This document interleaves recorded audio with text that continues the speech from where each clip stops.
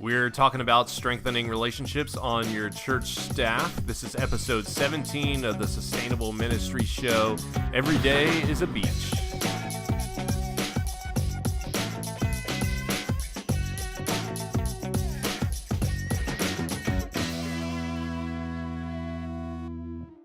Well, hey, everybody. We're back with the Sustainable Ministry Show. One more time, we've got a few announcements for you. First, from our giveaway a couple weeks ago, we've got 2 copies of the 5 Dysfunctions of a Team that we're giving out. One is to Freya Fuller, and Freya has not yet responded to me on Facebook. So if you hear this, please respond. We want to send you a book. It's free. It's yours. We want to put it in your hands. So let us know how we can get that to you. And then the other will go to St. Christopher's Episcopal Church in Oxford, PA. So congratulations, you guys. We are happy to gift you with those books, and they will be in the mail to you shortly. If you are listening to this episode this morning, March 23rd, and you hear this before 2 o'clock, we want to let you know that our live show is happening this afternoon at 2 p.m. Join us on our YouTube channel. Stephen Ingram will be there. I will be there. Stephanie Carroll will be joining us, as well as Melissa Rao. And you guys can certainly jump in, engage in the conversation, ask questions, all that good stuff as we go through that time today. We will just be hanging out and talking with you this afternoon. The last thing we want to let you know about, and this is pretty techie, if you will, if you are using Google Play Music version 6.3, then you can get this show on Google Play now. If you are on a different version of Google Play, it's still not yet available, but should be coming soon. So all that said, why don't we do a little introduction here, you guys. Doug, you want to go first? Tell us a little bit about who you are and where you're at. Sure. My name is Doug Ranck. I'm lead consultant with Ministry Architects, and my day job is pastor of youth, children, and families, and that's a brand new title starting June 1. So nice. Digging in with youth and children. Congratulations.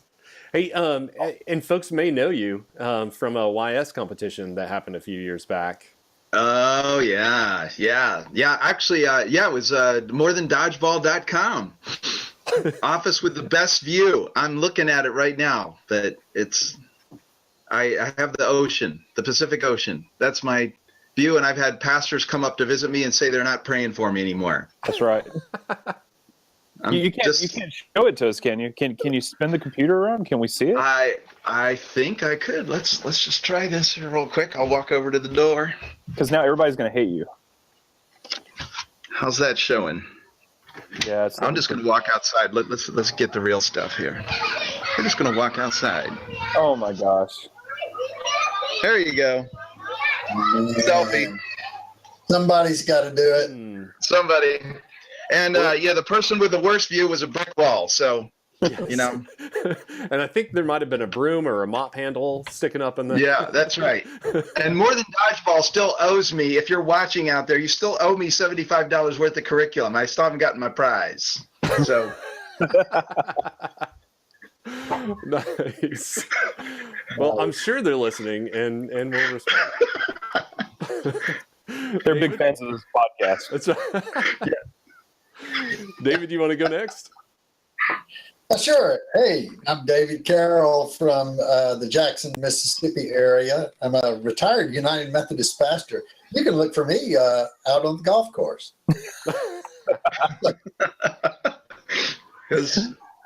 Nice. Stephen? Nice.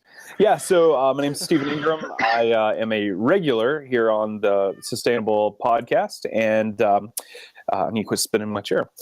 You can come hang out with me over at organicstudentministry.com, where I blog, and the director of student ministries here at Canterbury United Methodist in Birmingham, and lead consultant with Ministry Architects. Awesome. Well, a couple of weeks ago, and Stephen and David were both here for this conversation. We talked about church conflict a little bit, and how to respond and what that looks like when you're on staff and in the midst of conflict in your church. Did you guys get into a real fight? We should have displayed what that could look like. But we did not. We did not. Bryant down. What's that, David? This could be like the UFC commercial or something. Oh, Right, geez. throw it down, man. Oh, this is off the rails already. Sorry. Hey, it's all right. We're unplugged in California. Sorry. Yeah, and we're all jealous now. Mm-hmm. Actually, Doug, you got any openings?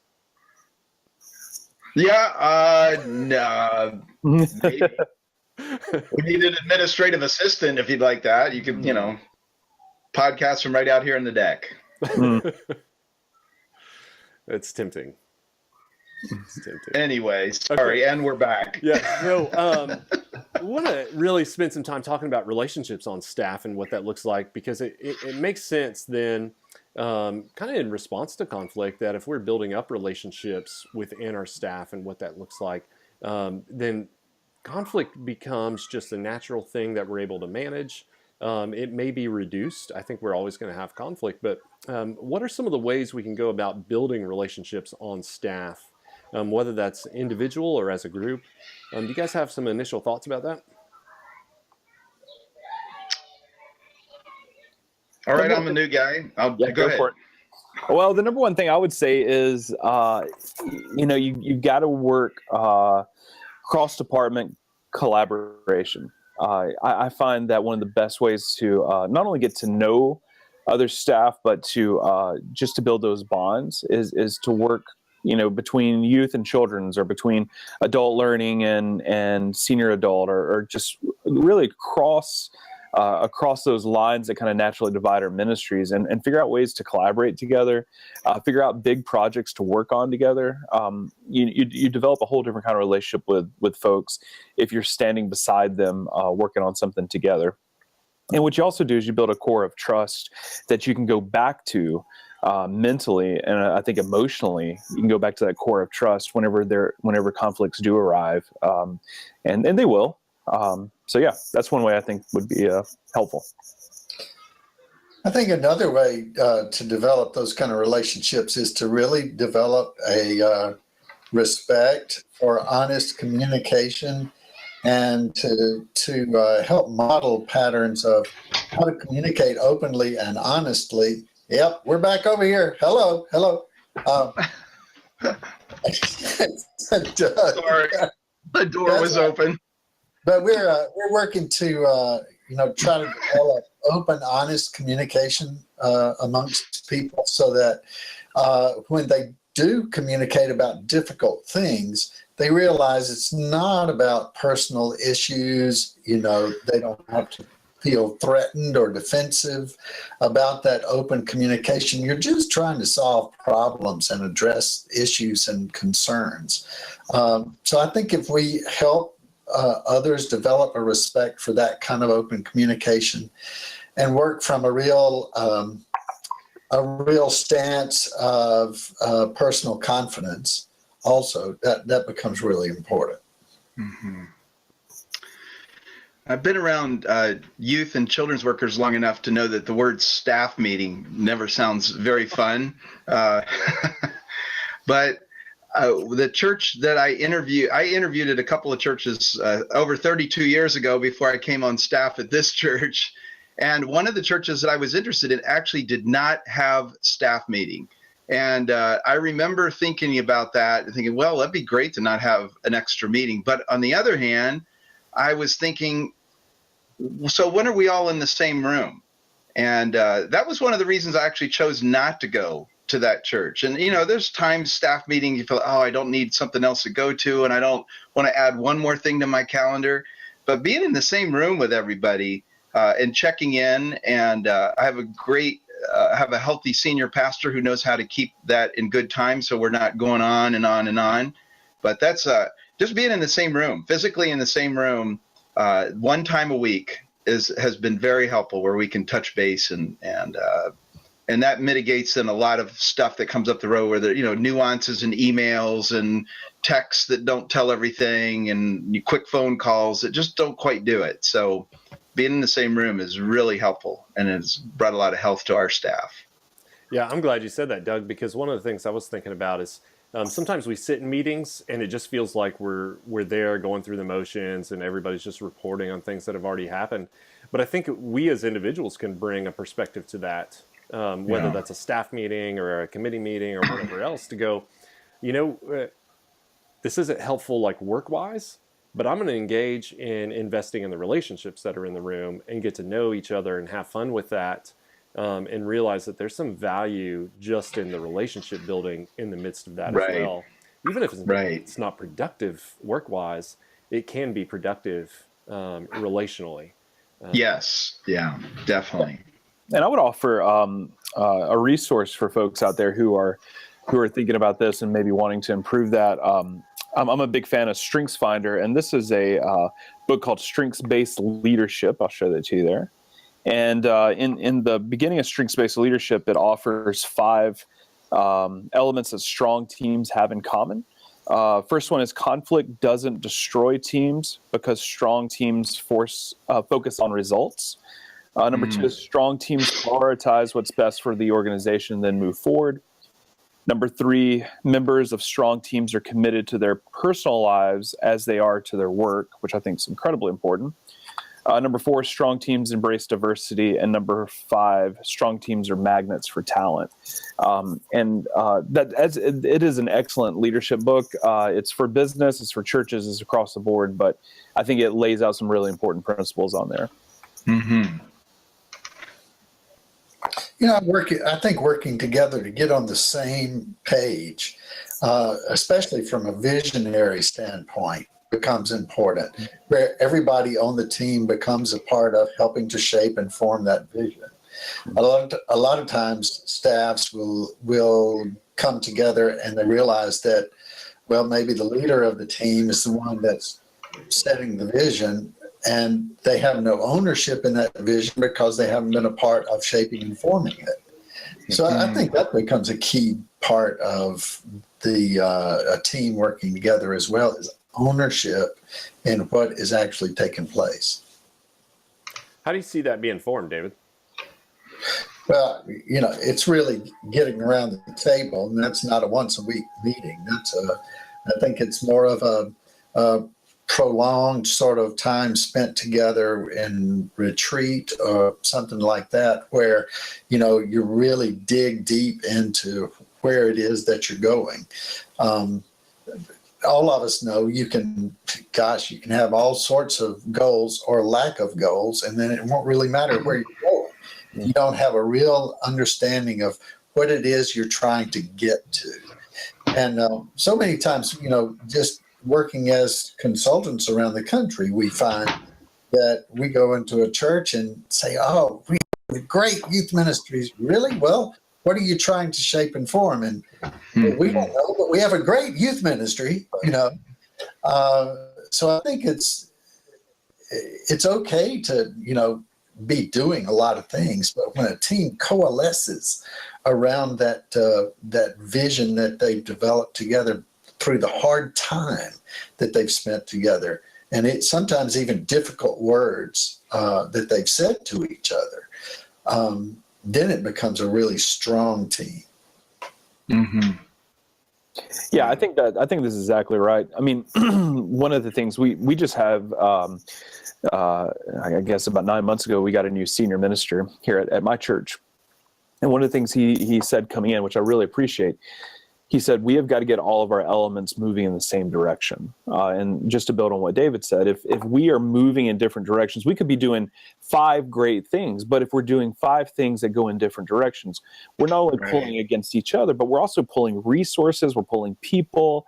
And ultimately, when you pull in opposite ways, you're going to be in competition and conflict, negative conflict with one another. And so he really encouraged us. He said, okay, we've all got to get all of our arrows pointing in the same direction.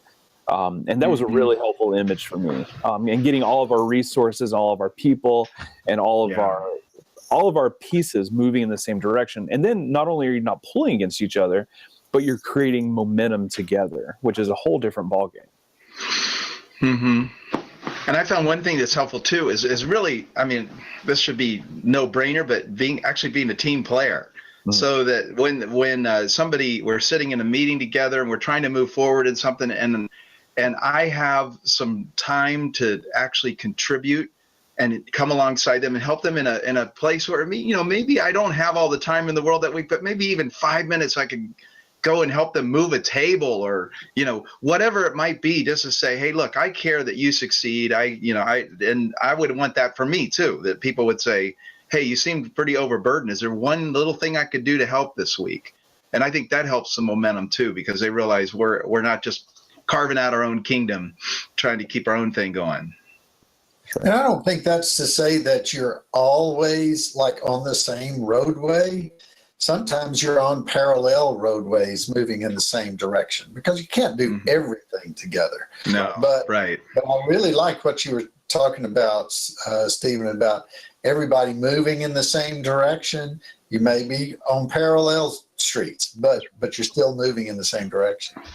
Yeah, because there's a whole principle of synergy too, that the momentum forward is exponentially higher when we're all pulling in the same direction. That's right. So I love that principle. Well, this sounds, simple and easy, but I think staff that eat together, that sit around a table and just eat and have lunch, not a working meeting, not a working lunch meeting. You're not talking about the future events that are going on, but you just sitting eating together. That builds some real camaraderie. And I think that the genuine care and concern for each other and each other's lives beyond the work is important, and certainly plays into our work together after that. Have you guys had any experience with like staff retreats? Do you find those to be effective? I like them because any chance I have to go to camp, I'm taking it, man. And church staff to church camp and really spend some time. Even if it's in the winter, man, build a fire in the fireplace and enjoy some of that time together. Eat a s'more or two or three, and enjoy that time together. But then also use that as a time to do your StrengthsFinders, survey or whatever, and let people really share something about their lives. A lot of times we don't soul tend with each other. We're all about the tasks that we have to do as a part of our jobs, and we don't really soul tend and find out, what's where's the pain right now? What's tearing you up? And how can we help you bear that burden or carry that stone that's a part of your life? Yeah, I found some of the pieces that are really important is, one, obviously you've got some tasks you've got to do. You want to do some forward planning or forward visioning. And so that's sort of a given in that sort of retreat. But I think the soul tending is a huge piece. I also think something generative, something that when each staff member walks away from that retreat, that they feel like, okay, I know more about myself. I know more about how I function. I understand my role in this better. And that could be something like StrengthsFinder. It could be Enneagram. It could be any number of different things where you walk away from it knowing more about yourself, how you play into the team and the team as a whole. And so I think what happens though on staff retreats a lot of times is you get into them and they're either poorly planned or they only have one focus. And it's a huge waste of time. Right. One of the things we've been doing lately, we've done a few retreats over the years, locally, like a day-long retreat, a few overnight retreats. But one of the things we do a lot out here, unfortunately, is sit on freeways in Los Angeles trying to get back and forth to meetings. And our church is about almost 3 hours from other churches. And so when our staff is required to go to denominational meeting, we redeem the time. We're all together in a big vehicle and we have a big prayer time together. But that's where everybody goes around and shares how they're doing in a relationship with God and their family and how we can pray for them in the ministry. So that happens about once every 2 months, that piece. And then on Monday mornings for 45 minutes, I call it book club, but we read a book together. We just read the book during that time. We don't read it outside of that time. We just come and we read it out loud and we just start talking together. So we have kind of a training piece once a week for 45 minutes and then the prayer retreats in the Suburban on the way to meetings. So It's worked pretty well for us. I know we have a real retreat, an away retreat planned for this fall, but those kind of things have helped a lot. Just build relationship outside of an office in a planning mode. So let me get this straight, Doug. Your office overlooks the beach, and you guys have a church suburban as well? Yes, we do. Huh. I guess it's better than the church van, really. Yes. Little Yeah. Is it all decked out? Is it leather and kind of plush? Surf Actually, racks on top. Yeah, no racks, no surf racks. It's got leather. Yeah. Somebody in our church gave it. It's got a lot of bells and whistles. We even have a little DVD player. We're set. That's awesome. We suffered a high level. We suffered a high level out here. Yeah, Nice. It's rough in California. Yeah. Hey, I'm glad I gave you guys the view earlier. Now it's raining here. We're getting actual rain. I think that's what that stuff is. Yeah. Called karma. Yeah. Thank you. Thank you all. Hey, so one other question, and then we'll kind of close up here. What role does the pastor play in building relationships on staff?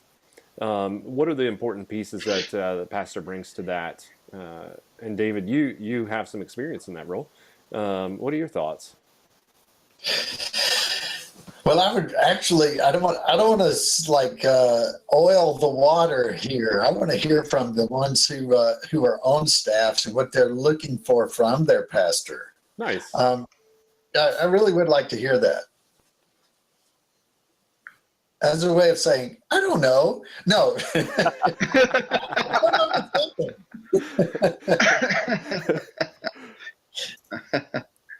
Yeah, I tell you, I've been in youth ministry for 18 years in the church, and when a pastor does this well, it makes all the difference in the world.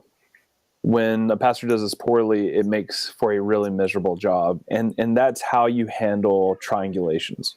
Mm-hmm. A pastor who does that poorly is the one who will allow themselves to consistently be triangulated, and you never actually know what's going on. Right. Pastors who handle that well, it's not that they take up for you, it's not that they stand in the gap for you. They just ask the simple question when someone comes: have you talked with whoever you're talking about? Have you talked with them personally yet?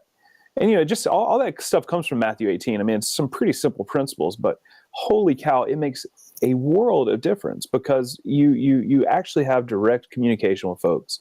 And you know that you and your pastor are working on the same playing field, which is huge for me. So I think that's one of the key leadership principles, especially in terms of managing conflict. Yes. Yeah, I'm blessed with a senior pastor who has a DMin in pastoral counseling and is a very gifted shepherd. And so communication is a strength.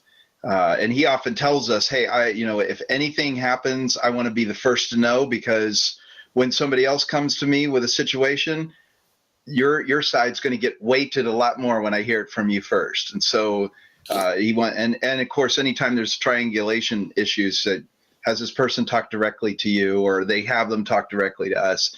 The other thing is just shepherding us, just caring for us, because he's a different, we're all different personalities. And so he realizes his strengths and his liabilities, and he doesn't try to project those onto us, but cares for us where we are, helps us to move forward a little bit, but cares beyond just that we're getting the work done, but that, how's it with your soul? How's it with your family?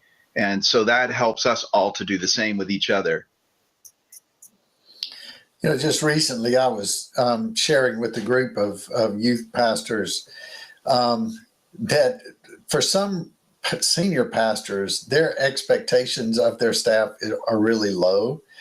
If they can know that their kids are safe and that they're not doing stupid things.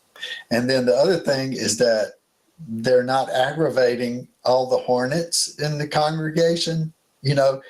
As long as those two things are happening, they're cool. But really, we want pastors, and we pray that this is true, that pastors are much more interested in what's taking place through the real ministries that we're a part of.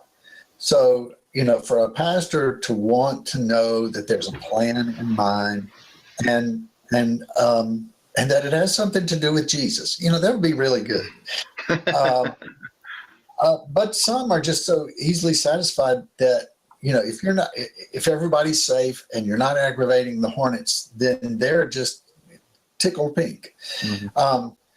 But if the pastor really wants to delve into what's the real essence and core of the ministry and takes a great personal interest in that, realizing that the pastor has to do that for maybe 10 ministries in the church. And so they can't always, know everything there is to know about your ministry. But if they'll just take that interest, I think that makes a big difference. Yes. To take that interest. Yeah, that genuine interest, and then even, for the staff person's willingness to get to them first, as Doug was talking about. Our pastor really models what it looks like to be vulnerable in front of the staff, and also models what it looks like to care for others. And those two things are huge too. He came and sat down in my office. Just noticed one day I was a little frustrated. Something no one else noticed, right? But came and sat down and just said, "Hey, Bryant, what's going on?" And immediately, of course, right, I started talking about work. And he's like, no, forget all that stuff. Like, what's going on with you? Just that keen sense of awareness was really meaningful to me, and then to see that displayed with other people as well. Certainly is relational building or relationship building and sustaining in that sense.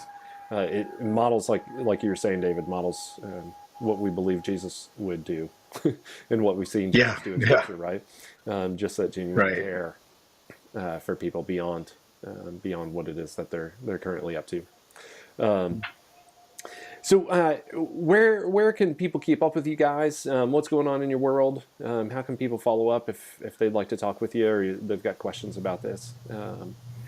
David, you want to go first? Sure. Well, I'm at david.carroll@ministryarchitects.com, or you can track me down on the Denson Farms back 9. should they bring clubs with them? Yes, that would be very good. Be very good. Oh, by the way, I missed ET this time, in the background, but you do have a lightsaber stuck in your head. Nice. And I appreciate the Star Wars reference. Doug? Always looking for important things. Yeah. Okay. Well, you can find me at Doug@ministryarchitects.com, and I also have a little blog I do on Tumblr, Free Range Youth Pastor. So you can follow some of my goings on there, and or find me at the beach. I'll be there. Which is also the church. Which is also the church, yes. Beautiful. Every day. Every day's a beach. Love it. Steven? Yeah, I used to like Doug. I don't anymore. But you can come visit me over at organicstudentministry.com. I'd love to engage in conversation over there. On Twitter, Stephen L. Ingram at Twitter. And then you can come like my author page over on Facebook as well. And also, we're going to be doing the live podcast coming up. And at the live podcast, we're going to be giving away a copy of my newest book. So come join us on the live podcast. I guess it'll be this afternoon of the thing. So love to see you there, and we'll be giving away a free copy of the book. Awesome. Stephen, you're so smart, man. Nope. No. Well, and I'm Bryant. You can email me at bryant@ministryarchitects.com or find me on Facebook, facebook.com/Bryant Johnson. And don't forget, while you're online, while you're on Facebook, go and like Ministry Architects there. Subscribe to this podcast on iTunes or on YouTube, and share it with a friend.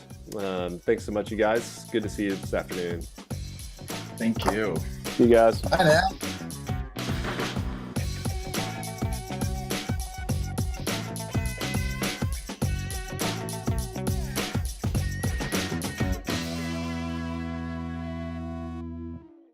Ha ha!